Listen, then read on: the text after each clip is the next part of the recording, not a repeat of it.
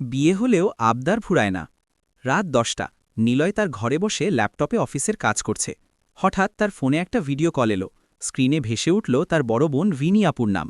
রিনির বিয়ে হয়েছে মাত্র 1 মাস। নিলয় ফোনটা ধরে একটু মজা করে বলল, কিরে আপু, জামাই কি তোকে বাড়ি থেকে বের করে দিল নাকি? এত রাতে মনে পড়ল? রিনি ওপাশ থেকে কৃত্রিম রাগ দেখিয়ে বলল, চুপ কর পাজি, আমি তোর জন্য না, তোর ওই লাল পাঞ্জাবিটার জন্য ফোন করেছি। শুনলাম তুই ওটা কাউকে দিয়ে দিবি। নিলয় হেসে বলল, আরে না, ওটা তো আমার পছন্দের, কিন্তু তুই ওটার খোঁজ নিচ্ছিস কেন? তোকে তো শাড়ি বানায় এখন। রিনি আবার হাসতে হাসতে গলাটা একটু নামিয়ে বলল, আরে গাধা, তোর দুলাভাই বলছিল তোকে ওই পাঞ্জাবিটাই হিরো লাগে। সামনের সপ্তাহে আমাদের বাড়িতে দাওয়াত, খবরদার ওটা ছাড়া আসবি না।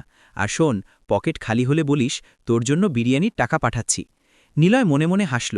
বোন বিয়ে করে অন্য বাড়িতে চলে গেছে, নিজের সংসার সামলাচ্ছে, তবুও তার সব নজর এই ছোট ভাইয়ের ওপর। আসলে বোনেরা এমনই হয়, বিয়ে হয়ে গেলেও তাদের মনের একটা বড় অংশ ফেলে আসা ঘরের ছোট ভাইটার পকেট আর পেটের চিন্তাতেই আটকে থাকে। ঝগড়া হয়তো কমে যায়, কিন্তু অধিকারটা ঠিক আগের মতোই নটি আর মিষ্টি থেকে যায়। নিলয় হাসিমুখে ফোনের দিকে তাকিয়ে আছে। ওপাশ থেকে রিনি বলছে, গিয়ে কিন্তু আবার জামাইয়ের সাথে মারপিট করিস না। নিলয় বিড়বিড় করে বলল, বিয়ে হয়েছে তো কি হয়েছে, আমার আপু তো আগের মতোই আছে। আপনার বোনও কি বিয়ের পর আপনাকে এভাবেই জ্বালায়? তাহলে এই ভিডিওটি তাকে শেয়ার করুন আর আমাদের পরিবারে যোগ দিতে সাবস্ক্রাইব করে ফেলুন।